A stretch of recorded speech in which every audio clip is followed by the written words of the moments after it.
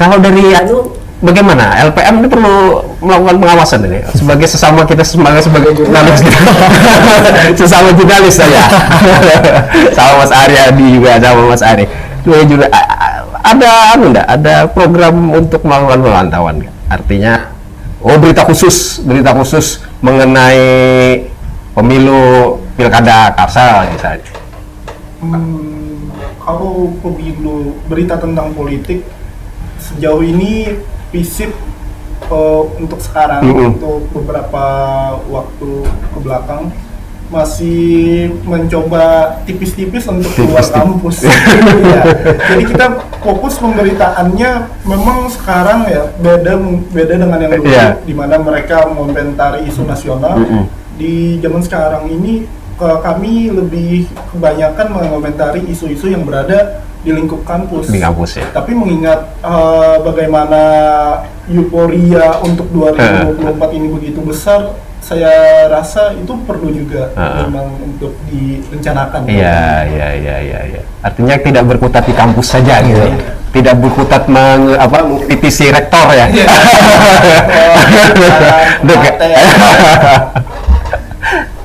Lentera juga ada Lentera nih.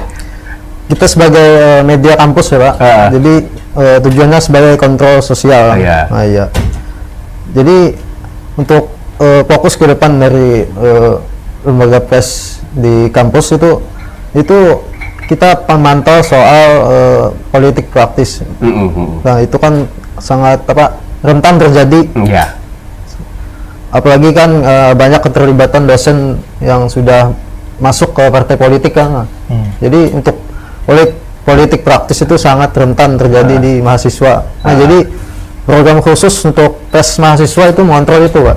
Ya itu. Dosen-dosen yang berpolitik itu ya? Iya.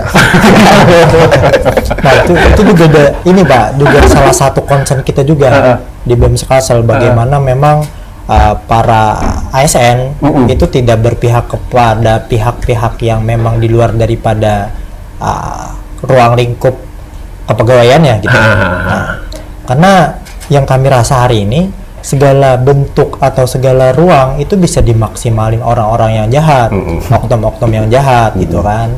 Contoh kalau kita di bidang pendidikan, ASN misal atau bahkan dosen yang mungkin sudah kerap kali dia memang sudah solid gitu kan dengan penguasa dan lain sebagainya hal.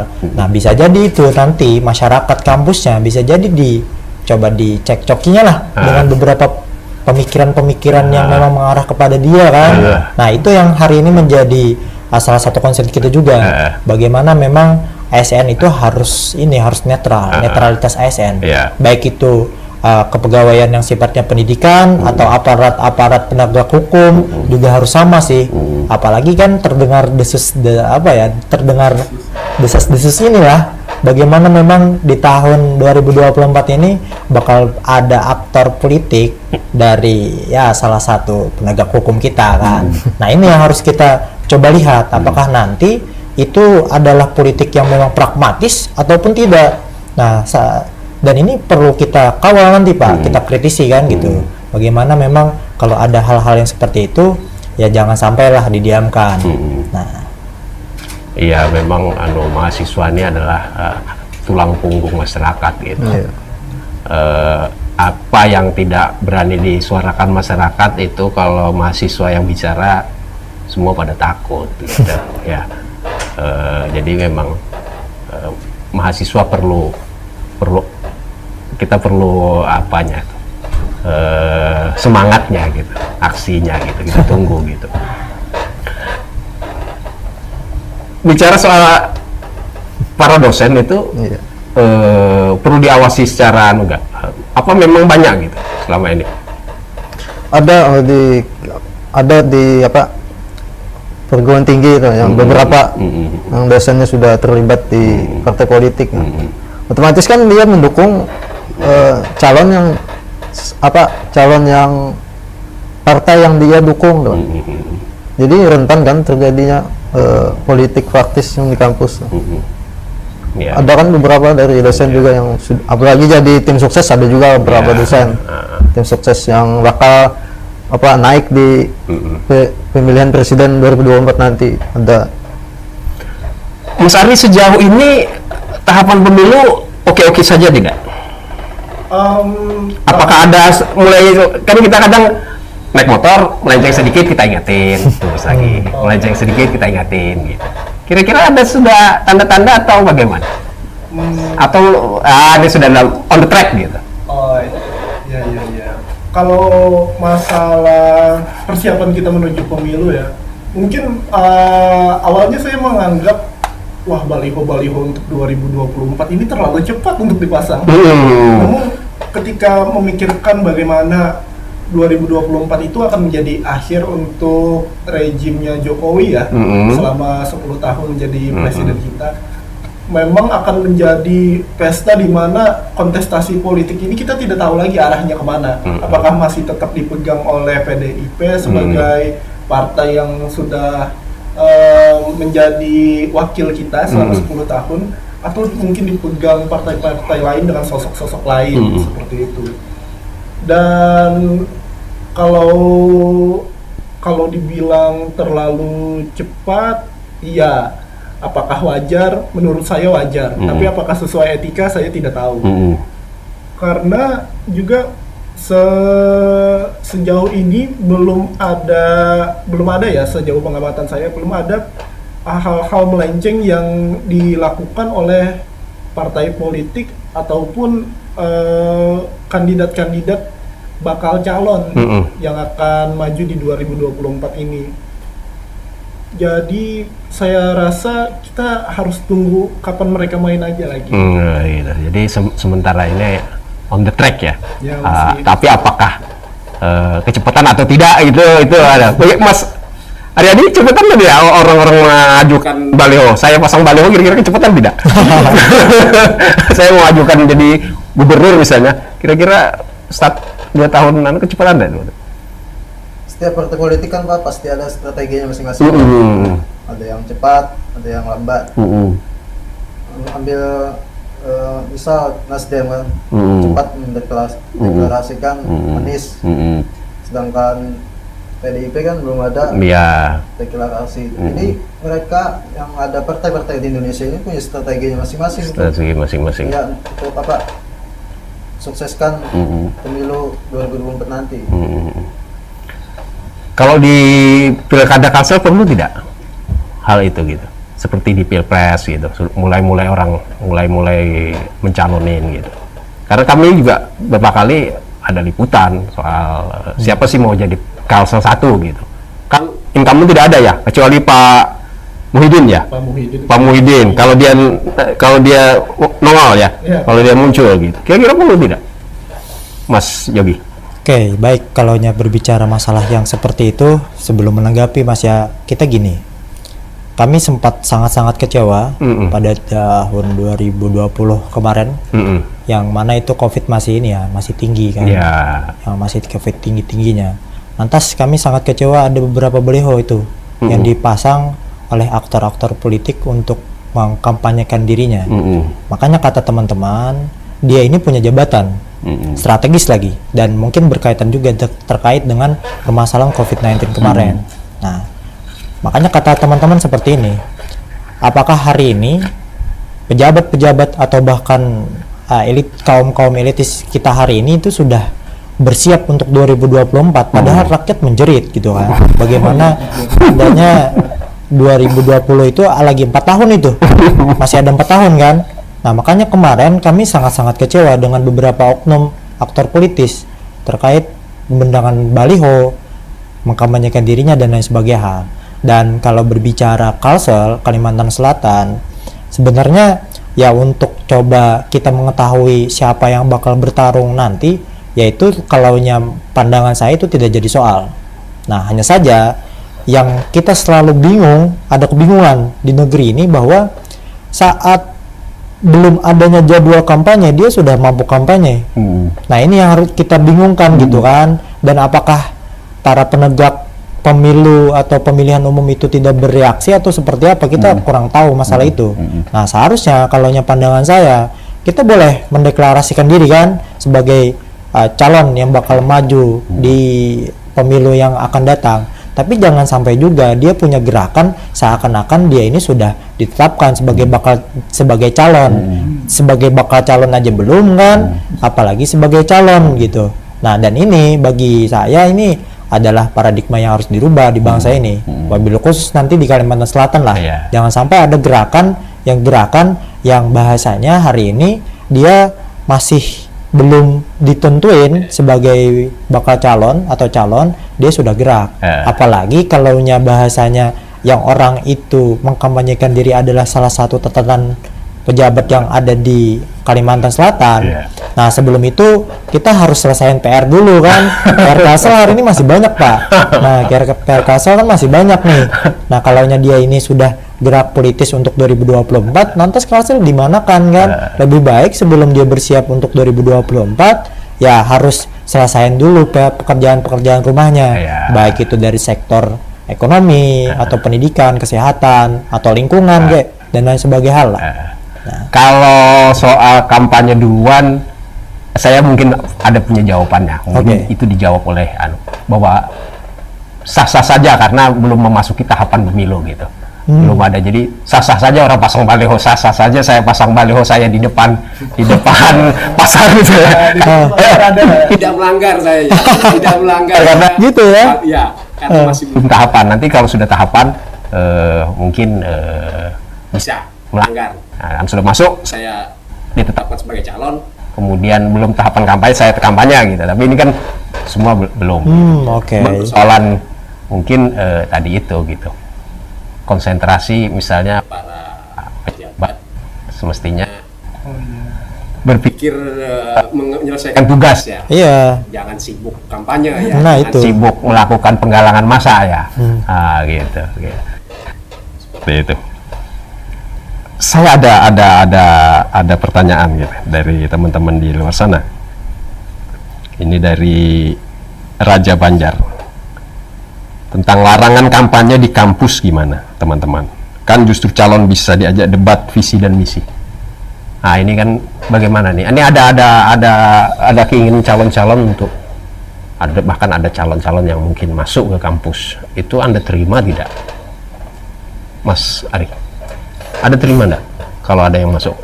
Kalau dalam kajian kami ya, dan dari omongan-omongan yang pernah saya dengar, idealnya itu kampus itu atau lingkungan akademisi itu harusnya bebas dari politik pragmatis. Akan tetapi kembali lagi, kami adalah Fakultas Ilmu Sosial dan Politik, di mana politik itu memang menjadi pembelajaran bagi kami sehari-harinya ya. Jadi kalau dalam ini spekulasi saya ya, dan asumsi saya pribadi, opini saya pribadi, menurut saya kalau mau melakukan debat itu masih bisa dimasuki. Kalau memang mau melakukan debat tentang bagaimana kondisi Kalimantan Selatan sekarang misalnya, dan bagaimana ke depannya. Namun jangan sampai ada titik di mana dia mengkampanyekan dirinya sendiri untuk kalau saya seperti kalau nanti saya terpilih saya akan bla bla bla bla. Karena itu tidak kalau saya melihat ya, tidak pernah ada janji para politisi yang terwujud ketika mereka sudah berada di jabatan yang mereka inginkan seperti itu. Tapi kalau memang ingin melakukan debat dan mencari solusi, bagaimana kita bisa mengatasi masalah-masalah yang ada di Kalimantan Selatan, itu sangat bagus. Bisa. Kalau di Uniska kira-kira bisa enggak? Saya Kampanye artinya? di kampus Anda gitu. Tetapi tidak kampanye, saya masuk, saya bilang saya mencalonkan diri, saya mau berdiskusi soal partai politik serta Kehidupan sosial. Terima. Kalau terima dan diterima itu menurut ulun lah, masing-masing individu aja yang menanggapi soal itu. Tapi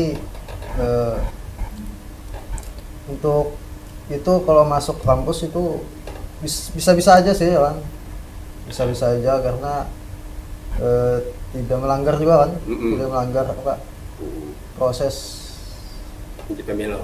Nah, jadi sah-sah aja.